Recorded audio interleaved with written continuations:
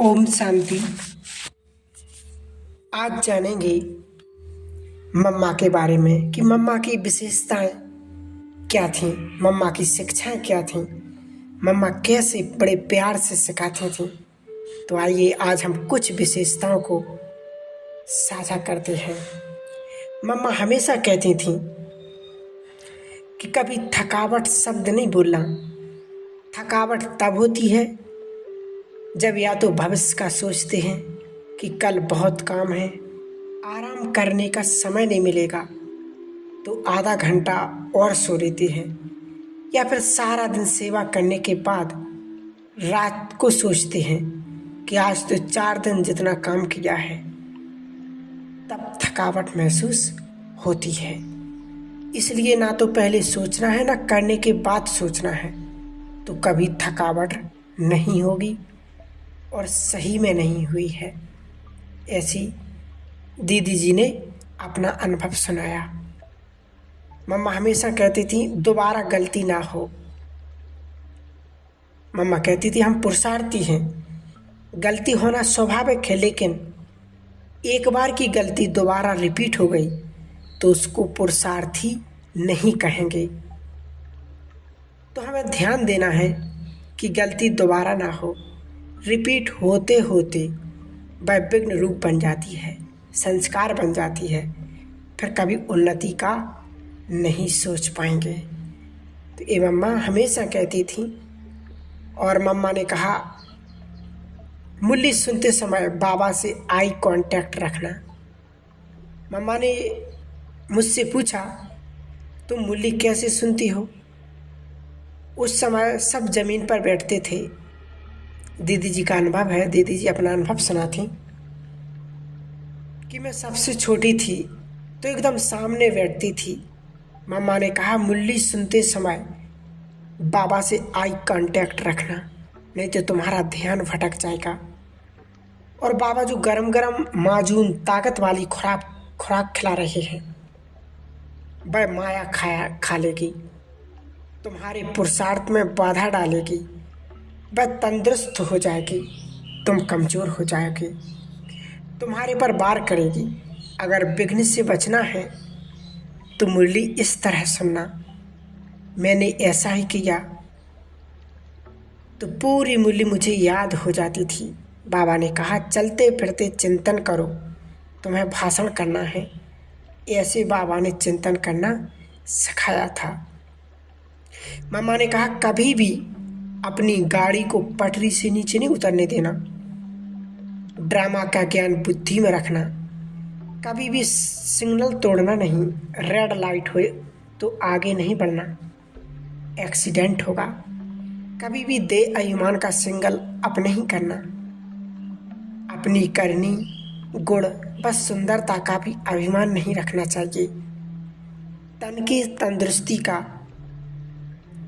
अपने करने के अभिमान का सिग्नल हमेशा डाउन रखना, नहीं तो एक्सीडेंट होगा।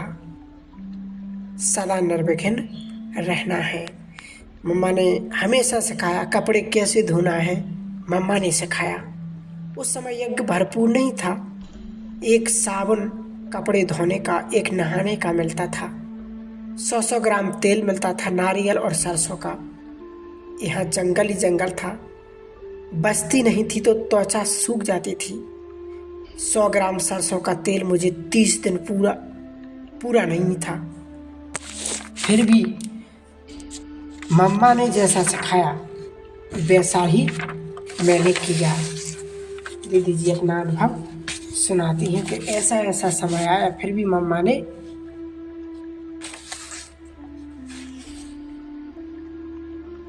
तो वो दीदी सुनाती कि इतना तेल था कि हथेली में तेल रख उसमें पानी मिलाकर लगाएंगे तो भी तेल सारे बदन में नहीं लगेगा और कम लगेगा। कपड़े धोने का साबुन भी मेरा 3 सप्ताह में ही खत्म हो गया। भूरी दादी तो 1 तारीख को देती थी, लेकिन बीच में कोई चीज़ चाहिए तो मम्मा से मांगनी होती थी। कपड़े कैसे धोने हैं वह भी मम्मा ने सिखाया। उस समय का बाथरूम था 4-5 बांस खड़े थे, जूट से कवर किया था। ऊपर टीन की सीट थी, पल्ला टीन का है, उसमें कुंडी लगी है। थोड़ी जगह पर सीमेंट लगी और बाल्टी में पानी भर ली। उस बाथरूम में मम्मा आई। मेरी साड़ी मम्मा ने ली और साड़ी के नीचे का फॉल का हिस्सा लिया। कहा, यहीं से गंदा है ना, तो इसको गिला कर करो। ऐसे बट्टी रगड़ो और अब पूरी साड़ी को साबुन हल्के हाथ से लगाओ। पानी डालकर ठंडा पीट दो। उससे जो झाग निकले उसके आगे दूसरा कपड़ा लगा दो, फिर उसको डंडा लगा दो। तो वह साबुन ऐसे करके 5 सप्ताह चला। तब से वह हमारी आदत बन गई। पुराने सभी इकोनॉमी से चलते होंगे, कंजूसी नहीं, लेकिन इकोनॉमी, कम भी ना कर रहे और व्यर्थ भी ना जाए। मम्मा हमेशा हर समय हाजी का पाठ पक्का रखना सिखाया। मम्मा ने कहा, ना माना नास्तिक। हर समय हाजी का पाठ पक्का रखना। दिन है हाजी, रात है हाजी। कोई पीतल को कहे सोना और तो भी हाजी। हमारा क्या जाता है हाजी करने में। अपनी पटरी पर चलो, मर्यादा की लकीर में रहो, बड़ों का सम्मान दो, छोटों को प्यार दो, तो विघ्न कभी भी आ नहीं सकते। आएंगे और चले जाएंगे। मर्यादा पर चलते रहे तो कभी भी विघ्नों के बीच में नहीं आएंगे। सीता ने भी मर्यादा तोड़ी, तब रावण की चपेट में आई। पतझड़ के बाद ही बहार आती है, इसलिए हम विघ्नों से प्रभावित नहीं होते।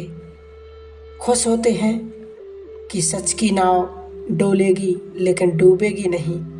हमारी नैया का खेवैया कौन है, किसके हाथ में है हमारी बागडोर। बाबा ने कहा कि बागडोर बाबा के हाथ में होगी तो माया पतंग काट नहीं सकती। तो हमेशा देखना कि मेरी डोर पक्की है, कच्ची तो नहीं, तब हम अपनी उड़ान भर सकते हैं। मम्मा बाबा ने हमें हर बात की शिक्षा देते हुए बहुत कुछ सिखा दिया, आशीर्वाद दे दिया। माँ बाप, शिक्षक, सदगुरु को अपने हाथ से बनाकर खिलाती हूँ। मम्मा हमेशा कहती थी, हर गुरुवार को भोग मम्मा बनाती थी, फिर मुरली चलाने जाती थी। मैंने पूछा, भूरी दादी कर रहे हैं तो आप क्यों करते हो? मम्मा ने कहा, यदि किसी का रिश्तेदार कुछ साल बाद विदेश से आए तो उसे अपने हाथ से बनाकर खिलाते हैं। मेरा तो माँ बाप, शिक्षक, सतगुरु परमधाम से 5000 साल बाद आया है, तो मैं अपने हाथ से बनाकर खिलाती हूँ। तुम भी सेंटर पर जाना तो अपने हाथ से बनाकर खिलाना, यह मम्मा हमेशा सिखाती थी।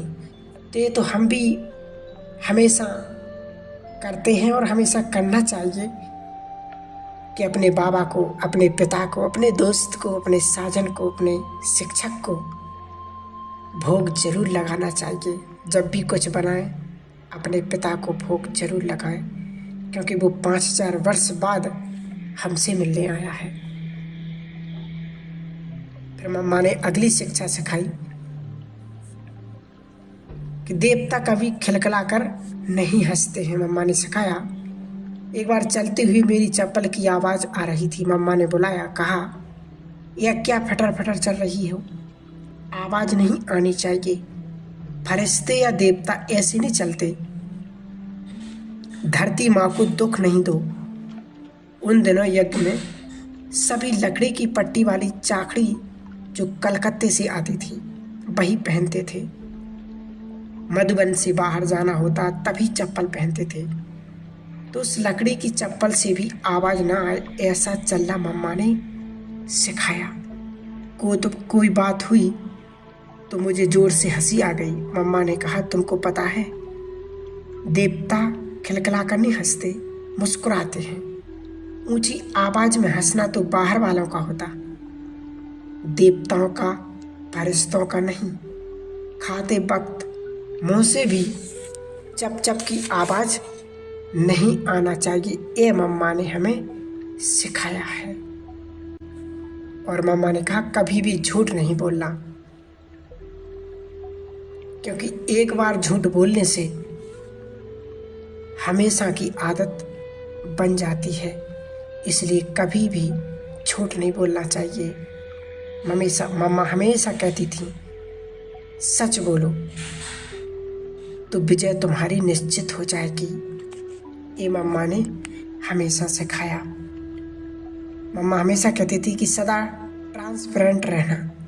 मम्मा ने कहा सदा ट्रांसपेरेंट रहना, लिफाफा सस्पेंस वाला होता है, पोस्ट कार्ड बनकर रहना, ताकि कभी किसी को यह ना आए कि पता नहीं मेरे प्रति इनके दिमाग में क्या चल रहा है। अंदर बाहर एक रहना, सोचना बोलना करना सब एक समान। विश्व रतन दादा ने कहा कि कभी ना कहना कि मुझे इस जगह भेजो या इस सेंटर पर भेजो। मम्मा ने जब पूछा तो हमने कहा मम्मा जहाँ भेजेंगे वहाँ जाएंगे। मम्मा ने कहा अच्छा आप कानपुर जाओ। मम्मा ने पेटी बिस्तर रजाई कपड़े आदि सब कुछ दिया। फिर मैं वहाँ जाकर रहने लगी, बाबा की सेवा करने लगी। तो मम्मा इतने प्यार से और इतनी अच्छे से शिक्षा देती थी कि ना तो किसी को बुरा लगता था और ना कोई समझ पाता था। हंसी हंसी में प्यार से मम्मा वो ज्ञान दे जाती थी, वो शिक्षा दे जाती थी कि वो जीवन में उतर जाती थी और जीवन एक श्रेष्ठ एक परिवर्तन हो जाता था। तो मम्मा की ये थी कुछ विशेषताएं। मम्मा तो वो माँ है, बूढ़े बड़े छोटे कोई भी हो, मम्मा हमेशा सभी को बच्चे कहकर बुलाती थी। और जो भी थे, बूढ़े हो चाहे कोई भी हो, मम्मा को देखकर हमेशा मम्मा ही कहकर बुलाते थे। क्यों? क्योंकि मम्मा हमेशा आत्मिक स्थिति में रहती थी। उन्होंने आत्मा का पाठ पक्का कर लिया था। तो ऐसी थी मम्मा। और मम्मा का एक तो हमेशा स्लोगन रहा कि हर घड़ी अंतिम घड़ी समझो। इस समय ना तो कभी किसी को रुका है और ना रुकेगा, और ना समय का कभी पता है। इसलिए अपने पुरुषार्थ को तीव्र करो और हर घड़ी अंतिम घड़ी समझो। तो ऐसे मम्मा हमेशा अमृत बेला 2 बजे से उठकर करते थे। चाहे कितने भी दिन भर काम किया हो, रात में लेट सोए हो, लेकिन मम्मा कभी अमृत बेला मिस नहीं करती थी और 2 बजे ही उठा करती थी। तो मम्मा की ऐसी ऐसी विशेषताएं हैं जो सुनकर हमारे जीवन में परिवर्तन आ जाएगा। तो ये थे मम्मा के कुछ महावाक्य, कुछ शिक्षाएं, कुछ अनमोल विचार। ओम शांति, ओम शांति। अब हम कल सुनेंगे कि ब्राह्मण जीवन में आने वाले समय में, अंत के समय में, हर ब्राह्मण आत्मा को 8 पेपर जरूर आने हैं। वो कौन से हैं वो हम कल समझेंगे। ओम शांति।